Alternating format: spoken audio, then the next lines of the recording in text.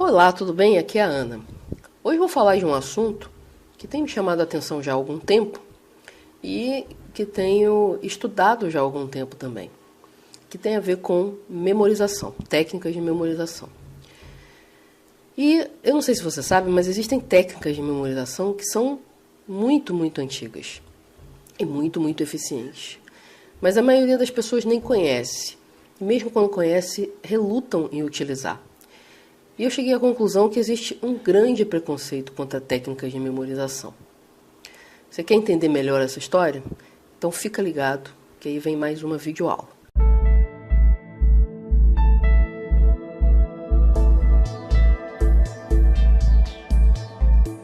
Eu vou começar essa videoaula contando um episódio que me aconteceu há alguns dias e que mais uma vez me chamou a atenção para essa questão de como as pessoas veem as técnicas de memorização, que estão aí para serem usadas, mas pouca gente tem conhecimento e mesmo quando tem, reluta em utilizar. Depois eu vou falar um pouquinho de memória, tipos de memória, como que a gente enxerga esses tipos de memória, para a gente tentar entender as raízes de todo esse preconceito quanto às técnicas de memorização. Também vou falar um pouquinho sobre o ponto de vista da neurociência, como a memória é entendida pela neurociência. Em seguida, eu vou apresentar algumas técnicas de memorização. São técnicas bem antigas, mas muito eficientes. Eu vou falar um pouquinho da base em que elas estão assentadas, que faz com que elas funcionem todas, contar um pouquinho da história delas.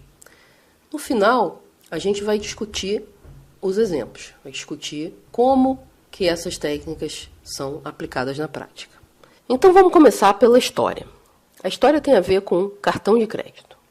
Eu estava num evento, fazendo um treinamento muito interessante, e havia um produto para eu comprar nesse evento e eu queria comprar. E essa compra era feita com uma pessoa, uma funcionária dos organizadores do evento, que ficava numa mesinha e fazia a inscrição da gente pegando os dados pessoais e os dados do cartão de crédito. Eu estava sem nada na mão, porque eu estava no hotel do evento, então minhas coisas ficaram todas no quarto. E eu estava lá embaixo só com um caderno e uma caneta. E aí eu falei com a moça, eu não tenho meu cartão de crédito aqui, mas eu sei de cor. O que aconteceu? A moça arregalou os olhos e falou assim, sabe mesmo? Eu falei assim, acho que sei, eu vou tentar, vamos lá. Aí ela fez lá o meu cadastro. E na hora que perguntou o cartão de crédito, eu estava cansada, já era, o 3º dia do evento, muita informação, eu estava bem cansada. E esse número, na verdade, é um número que eu memorizei há pouco tempo. Então, eu fui dizendo bem devagar para ela o número.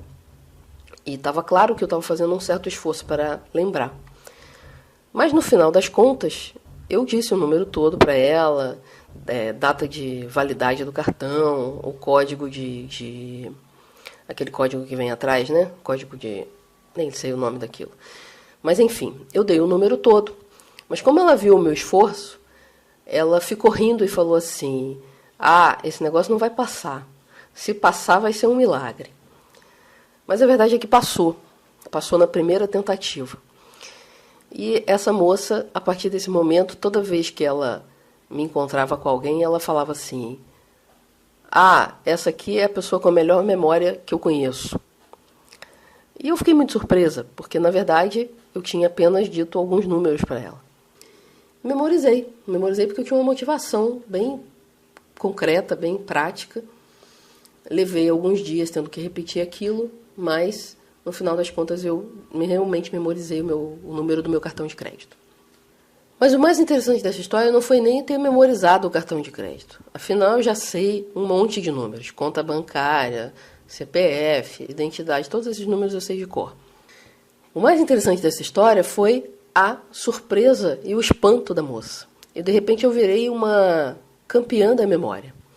E eu até brincava com ela. Olha, eu ensino técnicas de aprendizagem, então eu tinha que, no mínimo, ter uma boa memória, né? Mas ela não deixava de se espantar. Então, isso é uma coisa normal, quer dizer, quando você faz alguma coisa um pouquinho fora do tradicional, que requer uma boa memorização, você quase que vira um show quase que vira uma figura de circo. Isso foi engraçado nesse dia, mas, na verdade, eu acho que prejudica muito as pessoas. E eu vou explicar mais adiante por quê. Então, a partir dessa história do cartão de crédito, eu voltei a refletir sobre esse assunto da memória, das técnicas de memorização e tentar entender por que técnicas de memorização tão boas não são divulgadas e não são utilizadas pelas pessoas.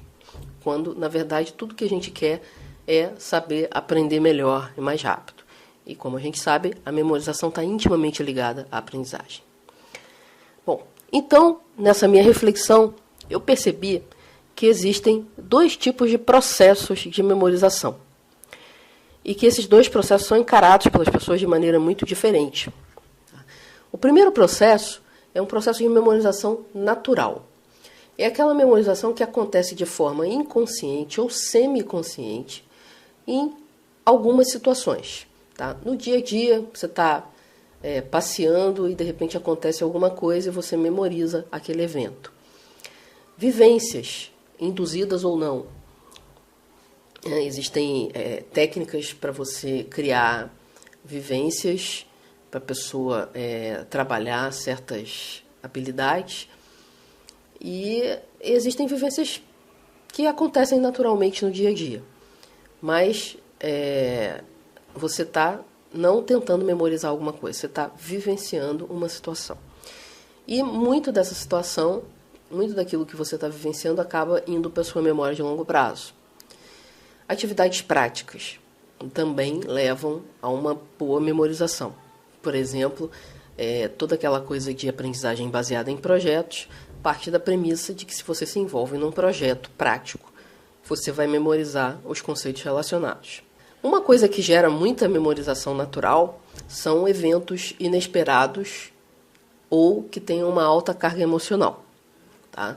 Então, inesperados, por exemplo, você leva um tombo no meio da rua. Você não vai esquecer dessa história. Ou um professor muito sério, de repente, conta uma piada no meio de um assunto que você jamais esperaria uma piada. Isso é um evento inesperado. Ou eventos que têm uma carga emocional muito grande, porque tocam em alguma coisa que você gosta, não gosta, tem raiva, teve uma experiência ruim, mas, de qualquer forma, são eventos que são ligados a algum tipo de emoção.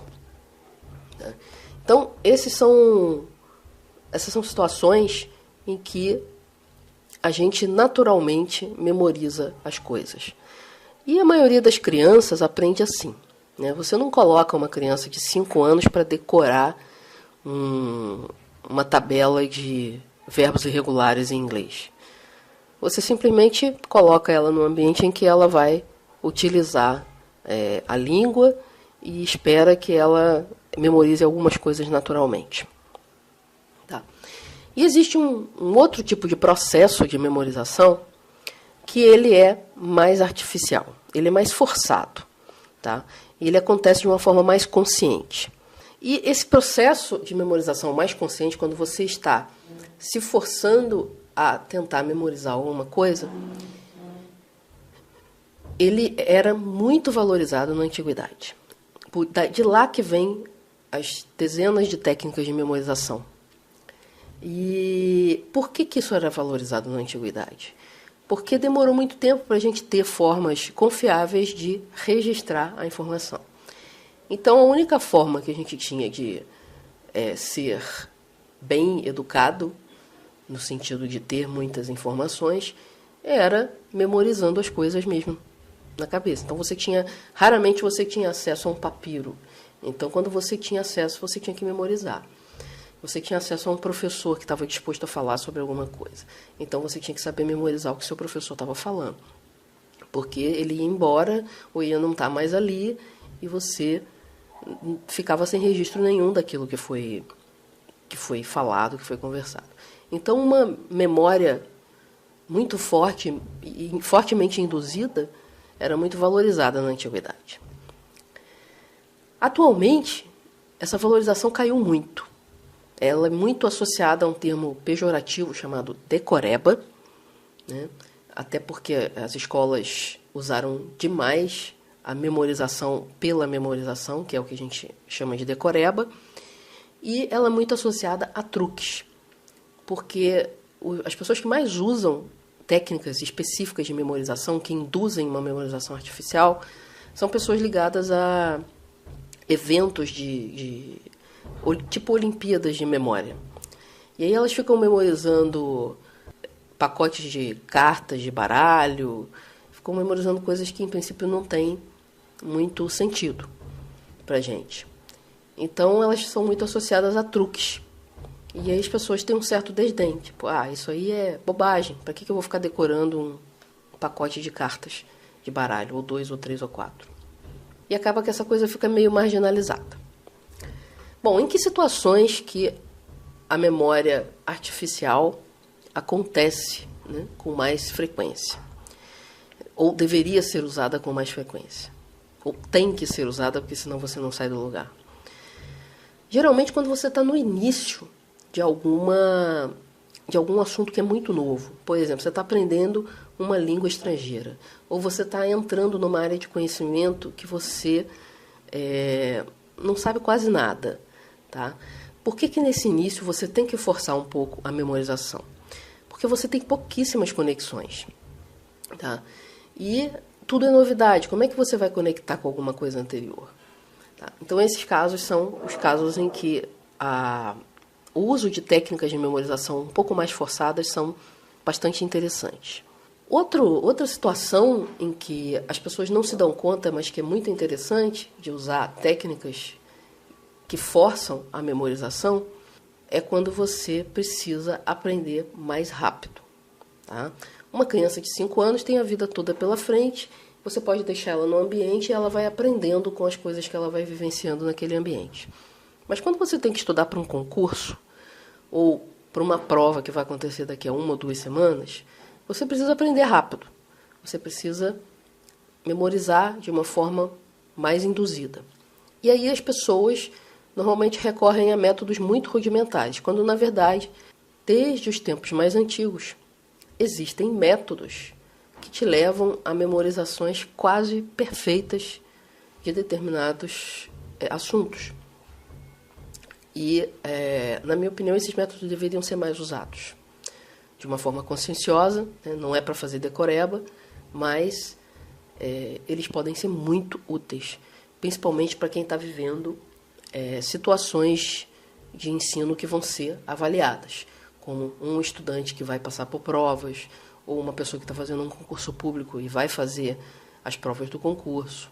Tá? Então, a gente precisa recorrer a algumas técnicas. Mas as pessoas, normalmente, têm um certo preconceito de uso dessas técnicas, porque elas usam um pouco do ridículo.